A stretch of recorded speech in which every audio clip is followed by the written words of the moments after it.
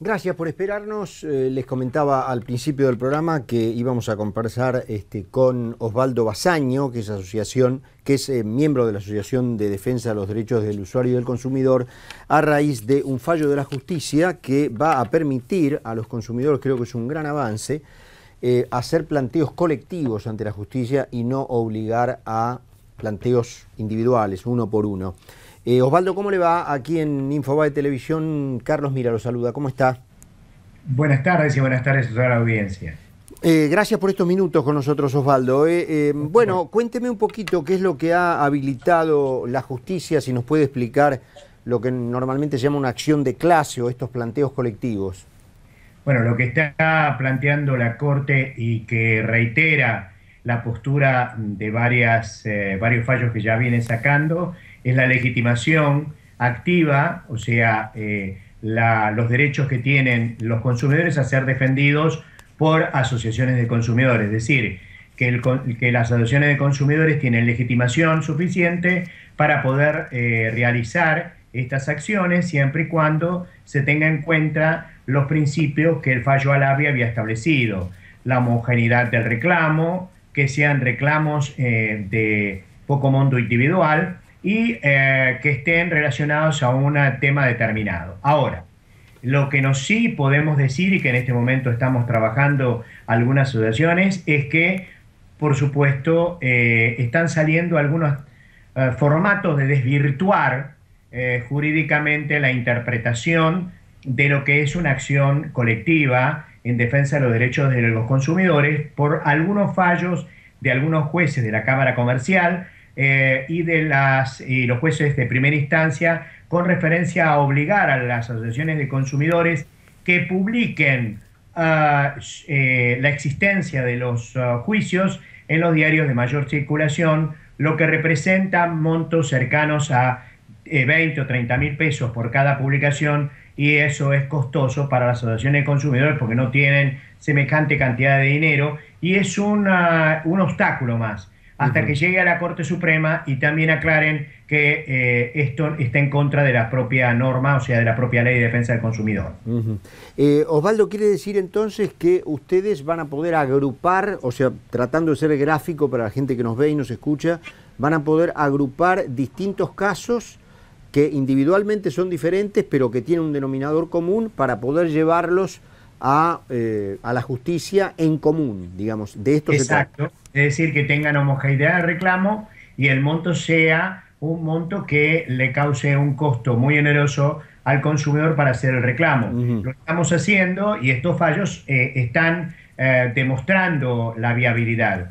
Repito que ha habido distintas interpretaciones con el derecho del consumidor y que la Corte ha ayudado a que el derecho del consumidor sea explicitado y pueda ser ejercido. Porque ustedes imagínense que la rapidez de la transacción de los bienes que adquieren los consumidores amerita en el reclamo que también exista rapidez cuando existe alguna contradicción y conflicto. Pero cuando es uniforme y es una cantidad muy pronunciada, que a veces llega a ser varios millones de personas, es evidente que es necesario que se permita que se las agrupe en una acción colectiva y permitan que de alguna manera esos reclamos puedan tener validez y puedan ser devueltos, o los dineros que se le hayan cobrado de más, o los cargos que se hayan cobrado de más, o los intereses que se hayan cobrado de más, porque en muchos casos hay intereses abusivos, o también que se den cumplimiento a obligaciones individuales en beneficio de los consumidores, ¿no? Lógicamente, lo que se decida en la justicia, partiendo de la base de que se trata justamente de una acción colectiva, es aplicable luego a todos los involucrados en la acción por igual. Exacto, lo que no significa que los involucrados, si la acción no prosperara, pudieran iniciarlo en forma individual. Ajá. Eso está expresamente establecido en la ley. O sea que no coarta la acción individual, el ejercicio del derecho individual. Exacto, por lo tanto, lo que nosotros creemos es que, lo que tenemos que entender del derecho del consumidor es que no estamos hablando de un derecho económico, sino un derecho humano. Por lo tanto, es vital la transacción del consumidor cuando está adquiriendo un producto. así sea un producto de comunicaciones, un producto alimenticio o un producto de esparcimiento, porque lo está haciendo por su existencia. Por lo tanto, la inmediatez de la solución del conflicto hace que la parte más débil de la relación pueda hacer el reclamo. Y las asociaciones de consumidores lo que hacen es poder hacer el reclamo para que todos se vean beneficiados. Cuando no es comprendido esto, que lamentablemente el derecho del consumidor se va evolucionando muy lentamente y muchos no lo han comprendido todavía, aparecen situaciones enojosas que gracias a Dios nuestra Corte Suprema está comenzando a sacar estos fallos como la legitimación, el beneficio de litigar sin gastos, y quita del medio esas posiciones un poco antojadizas que permite que los beneficios del consumidor puedan llegar a alcanzar a buen término. Distinto sería, y permítaseme estos proyectos que están también tramitándose, que existiera también un juez que pueda tramitar el caso individual a través de lo que significa un fuero del consumidor. Esto también son proyectos que están evaluándose y me parece que todo esto es lo que podemos decir cómo evoluciona el derecho. Si nosotros no comprendemos la evolución del derecho y nos estancamos, generalmente quedamos atrás de la civilización. Osvaldo, ¿existen hoy en día acciones colectivas sustanciándose y que este fallo de la Corte, bueno, les da obviamente un respaldo ya definitivo? Sí, nosotros tenemos varios, a las asociaciones hermanas también, tenemos a juicios con asociaciones hermanas en jurisdicciones de varias provincias y lo hacemos cuando existe el reclamo general de asociados y no asociados, cuando vemos que existe una situación como por ejemplo se ha hecho con el tema del gas, los aumentos de la luz, las distintas situaciones creadas por cargos inexistentes en la telefonía celular, en los bancos, en las compañías de seguro. Es decir, situaciones que hacen a una, entre comillas, intencionalidad de ganar dinero fácil por parte de las empresas, cobrando minúsculos montos o realizando actos que en la mayoría alcanza a cientos de miles y a veces millones de personas.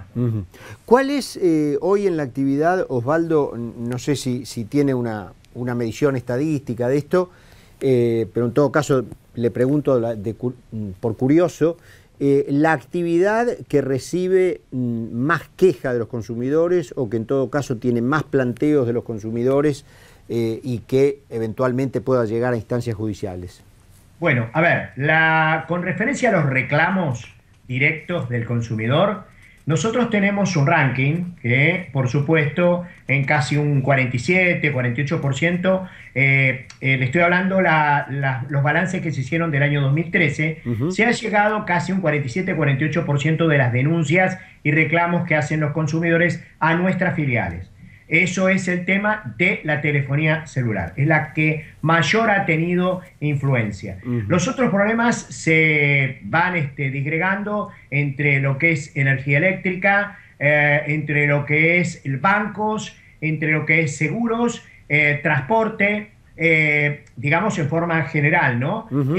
Pero admitimos que la mayor problemática está relacionada con la telefonía celular. No nos olvidemos, estamos hablando de 38 millones de usuarios. Ahí es donde se concentra el grueso de la problemática. Y el otro tema que en forma directa e indirecta está alcanzando a una considerable cantidad de personas está relacionado con los bancos, que con las últimas modificaciones del Banco Central ha hecho que los bancos se adaptaran un poco a los derechos del consumidor y las prácticas han sido bastante más coherentes, digamos, bajando algunas ineficiencias que han aparecido, ¿no? Con tarjetas de crédito, con violación de la ley de tarjeta de crédito con los intereses. En el caso, Osvaldo, si me permite otra curiosidad, en el caso de bancos y telefonía celular, ¿es esto que vulgarmente llamamos letra chica? Es decir, que a lo mejor en las condiciones de contratación hay escondidas condiciones que muchas veces los consumidores firmamos y son, bueno, entre comillas, tramposas, ¿no? Hasta la sanción del 2008, a pesar de que la antigua Ley de Defensa del Consumidor lo decía, era muy complicado que entregaran copia de lo que firmamos. Allí muchas veces nos encontramos con sorpresas. Aún hoy, algunos bancos la mayoría de las empresas de telefonía celular lo hacen, no entregan la totalidad de las copias que nos hacen firmar y no hacen intervenir con alguna persona de jerarquía y de firma de la empresa, tanto bancos como compañías de seguro como telefonía celular, en las copias que nos entregan. Eso tiene su problemática.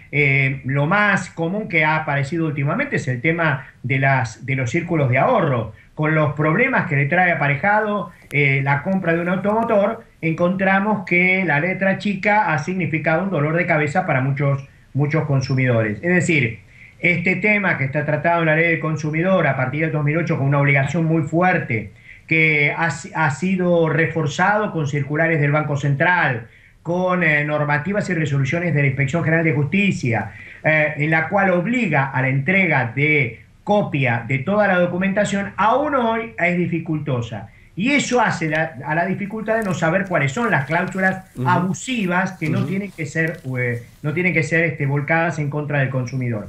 Pero, porque no nos olvidemos que cuando existen estas cláusulas, el contrato es nulo y beneficia al consumidor. Por eso acá es cuando comienzan estos artilugios que terminan cuando no hay otra alternativa en una acción colectiva. Osvaldo, ha sido muy claro, le quedamos muy agradecidos por estos favor. minutos que se hizo para hablar con nosotros, ¿eh?